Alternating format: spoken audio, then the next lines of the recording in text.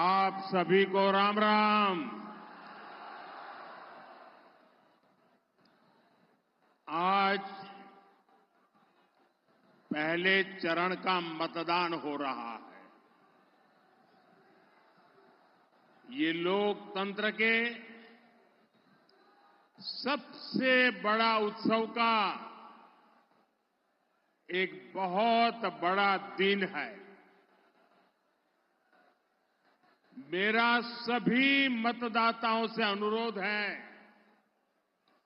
संविधान से मिले इस अधिकार का उपयोग जरूर करें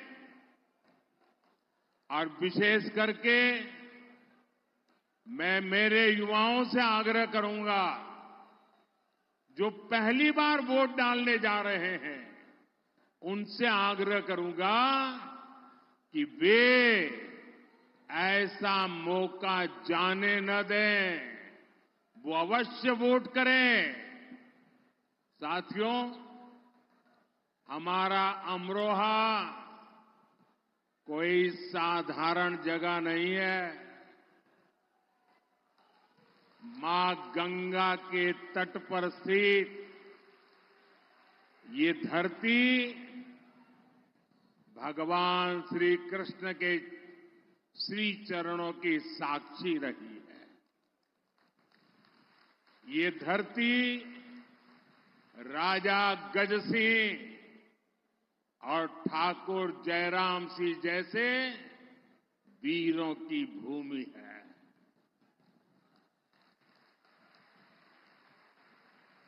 और मुझे अभी अमरोहा की एक और पहचान ढोलक दिया गया और यहां के ढोलक की थाप दूर दूर तक गूंजती है।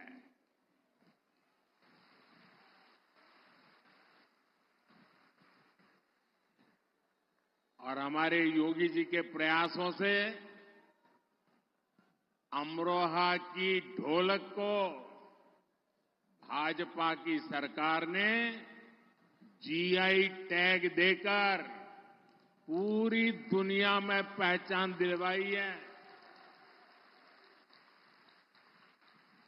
और इस समय मैं जो जन समूह देख रहा हूं, आपका ये उत्साह दिखाता है आज अमरोहा की एक ही थाप है, कमल छाप।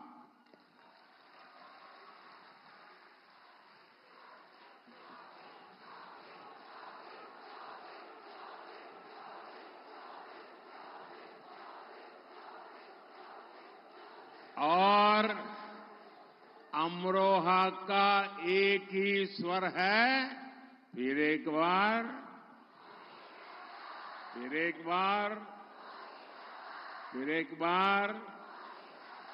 साथियों, अमरोहा केवल ढोलक ही नहीं, देश का डंका भी बजाता है।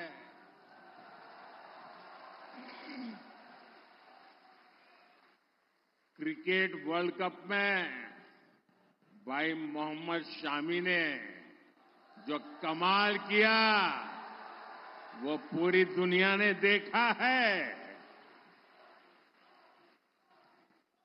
खेलों में शानदार प्रदर्शन के लिए केंद्र सरकार ने भाई मोहम्मद शामी को अर्जुन अवार्ड दिया है। और योगी जी की सरकार तो 2 कदम आगे बढ़ी है और योगी जी ने यहां के युवाओं के लिए स्टेडियम भी बनवा रही है। मैं अमरोहा के लोगों को इसकी बहुत बहुत बधाई देता हूं। साथियों, 2024 का लोकसभा चुनाव देश के भविष्य का चुनाव है। इस चुनाव में आपका एक एक वोट भारत के भाग्य को सुनिश्चित करने वाला है। भाजपा गांव गरीब के लिए बड़े विजन और बड़े लक्ष्यों के साथ आगे बढ़ रहा है, लेकिन इंडी गठबंधन के लोगों की सारी शक्ति गांव देहात को पिछड़ा बनाए रखने में लगती है। इस मानसिकता का सबसे बड़ा नुकसान अमरोहा और पश्चिमी यूपी जैसे क्षेत्रों को उठाना पड़ा है। ये इलाका दिल्ली और एनसीआर के इतने करीब है, लेकिन दिल्ली एनसीआर का जो फायदा अमरोहा को मिलना चाहिए था, वो पहले इंडी गठबंधन वालों के दौर में यूपी की पहचान पिछड़ेपन के कारण होती थी, लेकिन आज वही यूपी देश में एक्सप्रेस वे वाले प्रदेश के तौर पर हिंदुस्तान जानने लगा।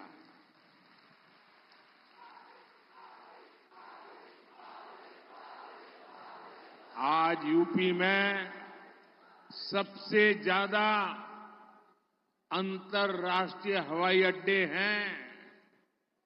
अमरोहा और गजरौला के रेलवे स्टेशनों को आधुनिक बनाया जा रहा है।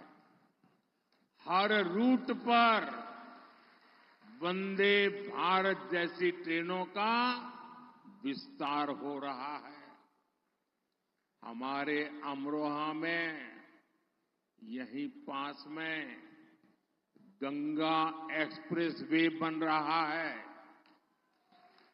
साथियों, कनेक्टिविटी के इन सारे कार्यों का लाभ अमरोहा के उद्योगों और कामगारों को हो रहा है।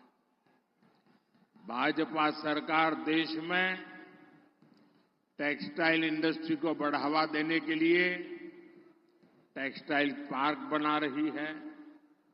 इसका लाभ भी अमरोहा के गारमेंट उद्योग को मिलेगा और उससे से ज्यादा रोजगार पैदा होंगे। अमरोहा में हमारी सरकार प्लेज पार्क भी बना रही है, औद्योगिक पार्क बना रही है।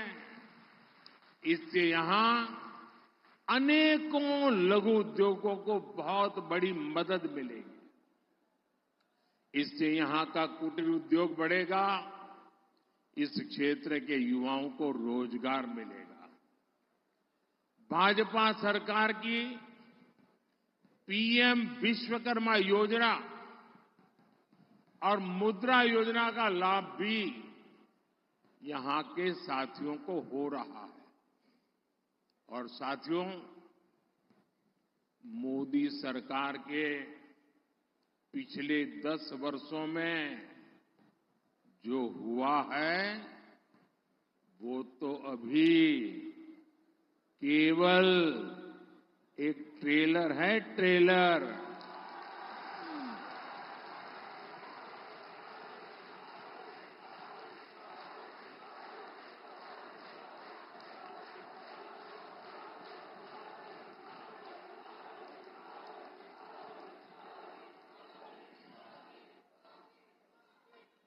अभी तो हमें यूपी को, देश को बहुत आगे लेकर जाना है।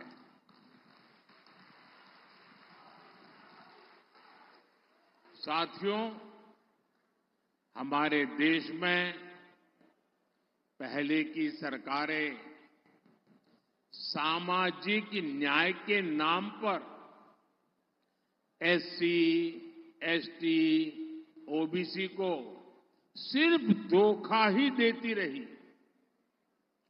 जो सपना ज्योतिबा फुले जी का था, जो सपना बाबा साहब आम्बेडकर का था, जो सपना चौधरी चरण सिंह जी का था, सामाजिक न्याय का वो सपना जब से आपने मोदी को सेवा करने का मौका दिया है, वो सपना पूरा करने के लिए दिन रात काम कर रहा है।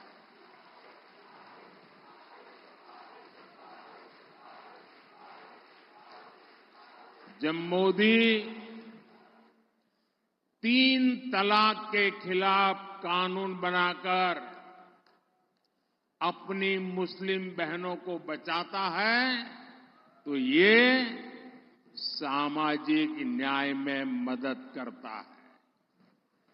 जब मोदी घर घर जल पहुंचाता है, गैस और बिजली पहुंचाता है, तो महिलाओं की जिंदगी आसान होती है, सामाजिक न्याय पक्का होता है। हमारे यहां गरीबों की, एससी, एसटी, ओबीसी समुदाय की कितनी ही पीढ़ियां बिजली, पानी, रहने के लिए घर, इसके बिना ही गुजार गई। ये गरीब का बेटा है मोदी, और इसलिए मोदी आपको इस मुश्किल से निकालने के लिए दिन रात मेहनत कर रहा है, खुद को खपा रहा है। भाजपा सरकार ने 10 साल में जो 4 करोड़ पक्के घर गरीबों के लिए बनवाए हैं, उसके बहुत बड़े लाभार्थी एससी, एसटी, ओबीसी है। अब तो भाजपा ने अपने मैनिफेस्टो में देश में 3 करोड़ और नए घर बनाने की घोषणा की है। यहां भी हर बेघर को पक्का घर मिलेगा, ये मोदी की गारंटी है। अच्छा, आप सब मेरा एक काम करोगे? जरा हाथ ऊपर करके सब बताएं, मेरा काम करोगे? करोगे? देखिए, जब आप चुनाव प्रचार में गांवों में जाएंगे, मोहल्लों में जाएंगे, और हो सकता है उस गांव में 2-4 लोग ऐसे मिल जाएं जिनको अभी घर न पहुंचा हो, नल से जल न पहुंचा हो, गैस कनेक्शन न पहुंचा हो। इतना सारा किया है, लेकिन अगर कोई छूट गया हो तो आप मेरी तरफ से पूरे विश्वास, आप ही मेरे लिए मोदी हैं।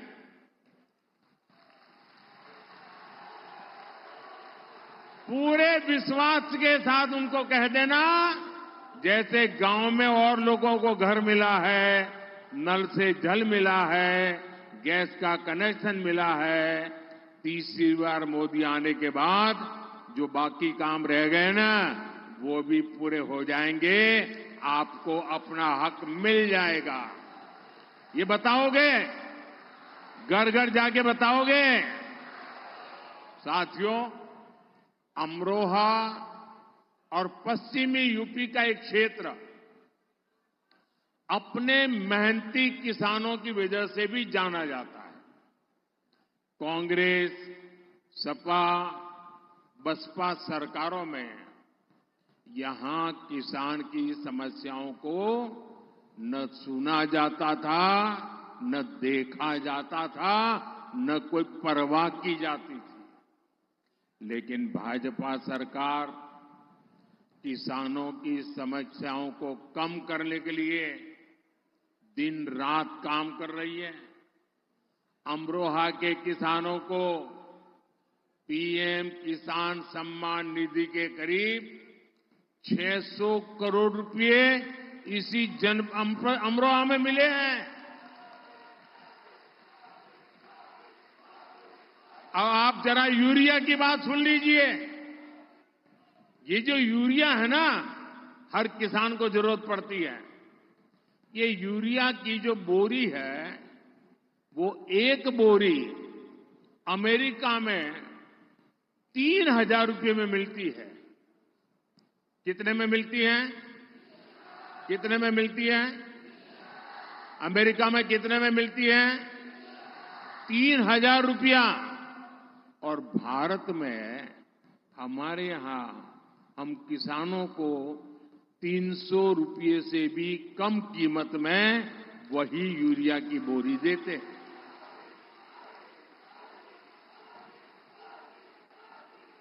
और जिन लोगों ने सपा, बसपा, कांग्रेस की सरकारें देखी हैं, वो जरा योगी जी के सरकार के काम को देख लें।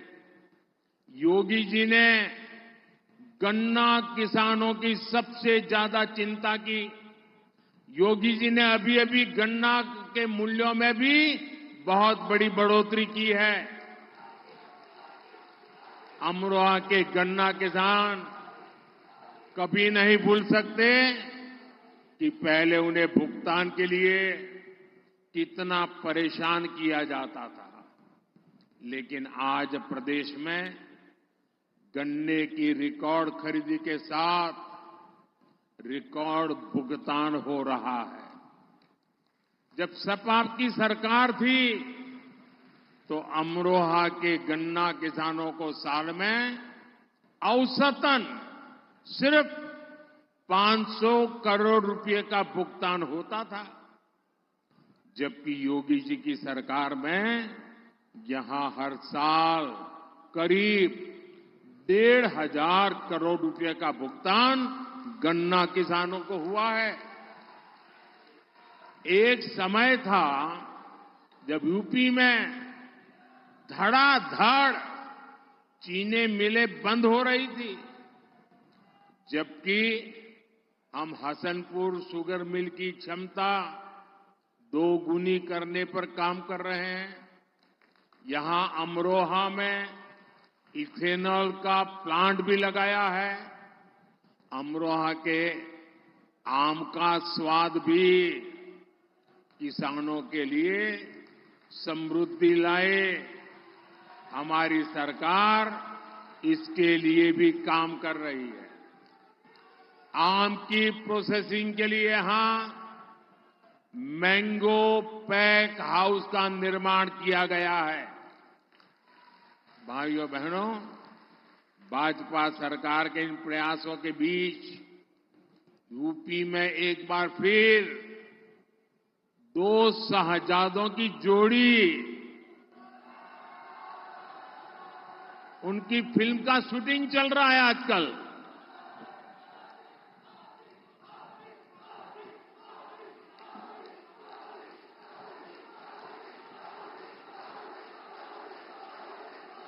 और ये 2 शहजादों की फिल्म का पहले ही रिजेक्शन हो चुका है।